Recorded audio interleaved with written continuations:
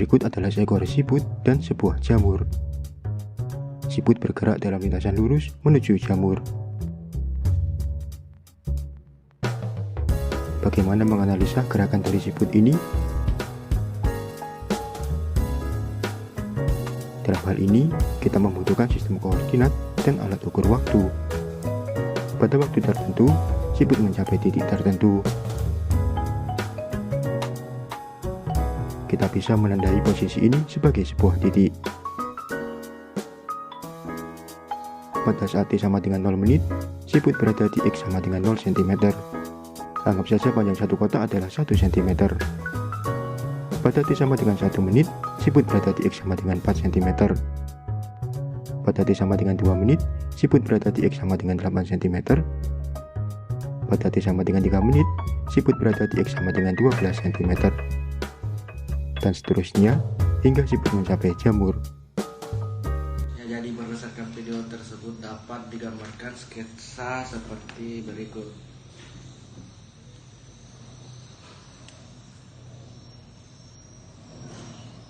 Kan tadi objeknya itu ada jamur, kemudian ada siput. Nah, untuk tes mula-mula posisi dari siput ini T sama dengan 0, kemudian bergerak 1, 2, 3, 4, 5. Nah, seperti yang di video yang telah ditampilkan, siput bergerak itu setiap menit itu mencapai jarak 4 cm setiap menit. Di sini jadi di sini 8, di sini 16, di sini 20, 24 cm. 12, 16, 20 dan 24 cm. Nah, kemudian berdasarkan sketsa ini dapat digambarkan, dibuat tabel seperti ini. Perpindahan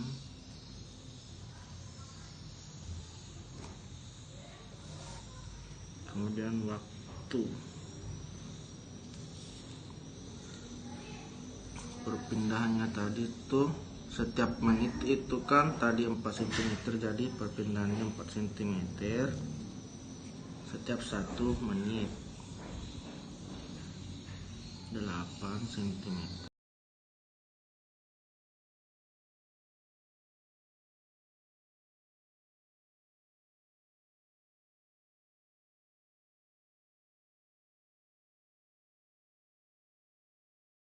Menit ya. Jadi untuk tabelnya seperti ini. Kemudian untuk grafiknya itu seperti ini. Di sini tuh S, sini T waktu. Jadi tadi itu ada 6 menit, jadi begini 1, 2, 3, 4, 5, 6. Untuk perpindahannya sendiri itu 4, 8, 12, 16, 20, 24. Kemudian kita tarik titik, garis titik-titik buat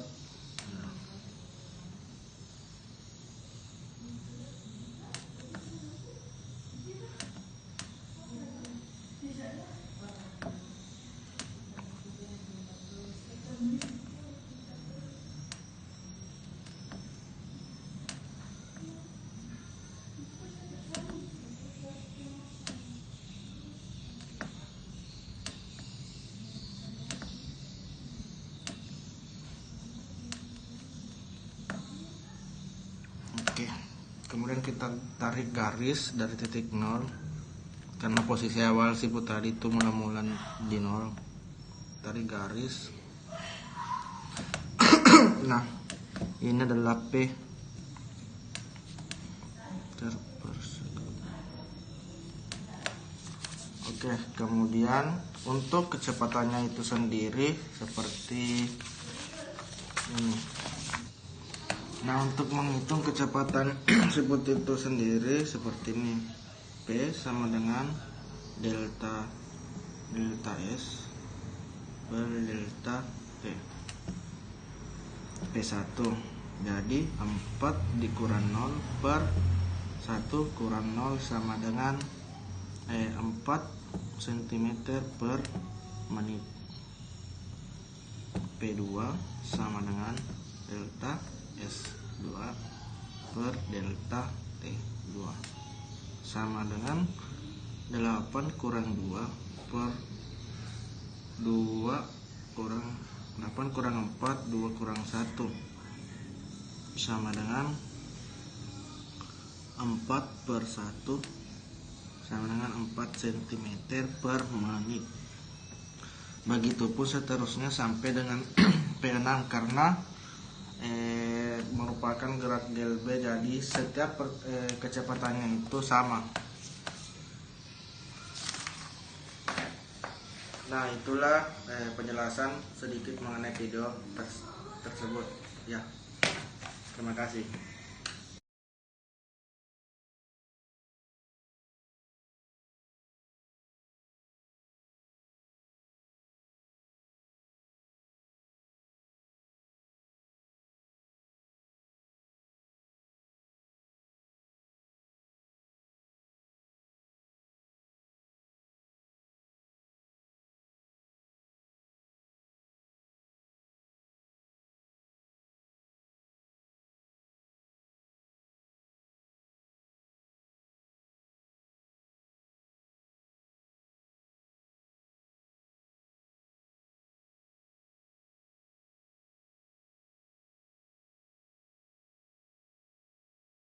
Assalamualaikum warahmatullahi wabarakatuh. Melanjutkan mengenai materi gerak lurus berubah baca aturan, di mana ada 5 titik, di mana titik pertama yaitu ketika dia bergerak dari 0 menuju ke 1, kemudian dia memiliki jarak sebanyak 2 meter, kemudian ke sini 6, ke sini 12, di sini 20, di sini 30.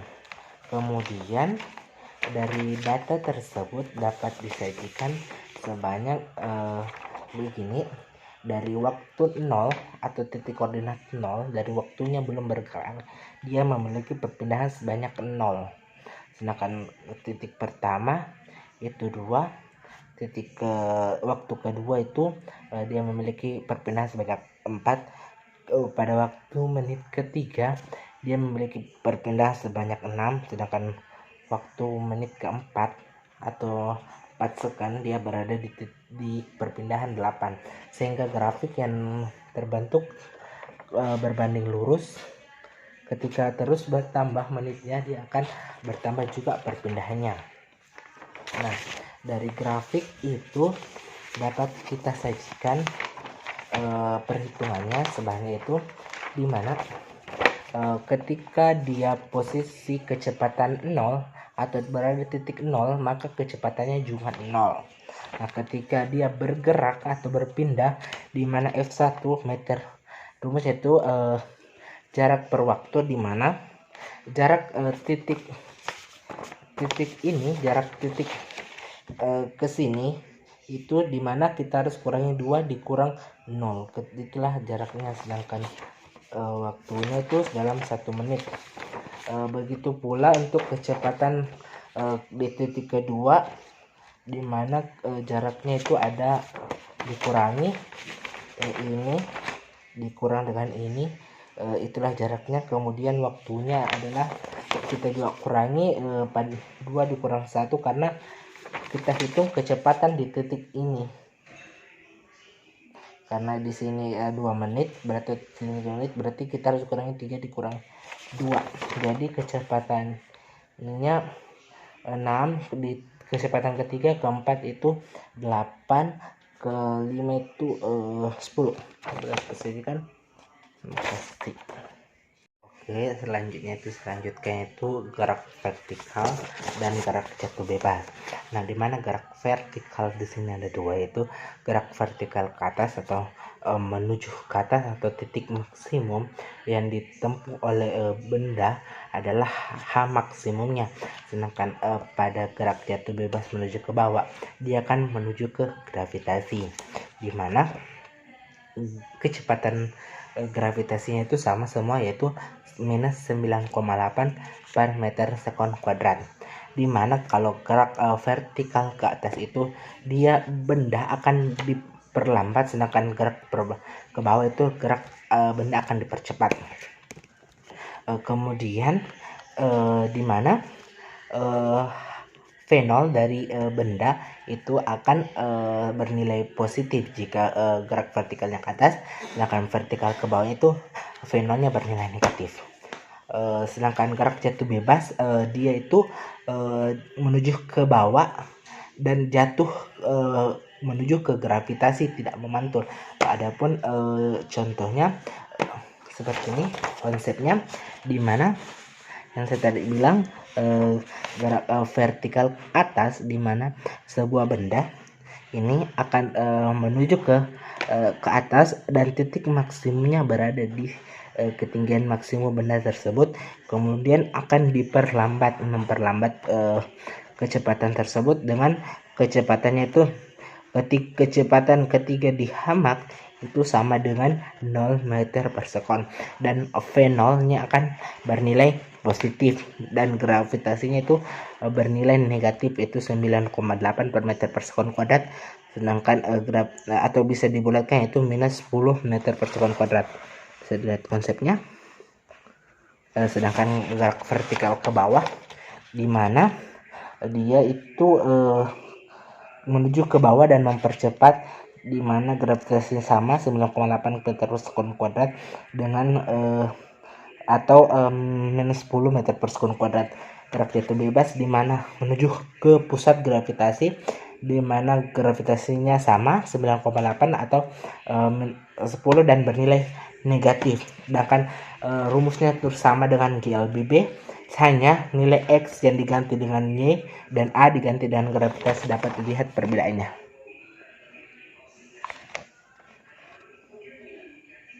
Cukup sekian dari saya. Assalamualaikum warahmatullahi wabarakatuh.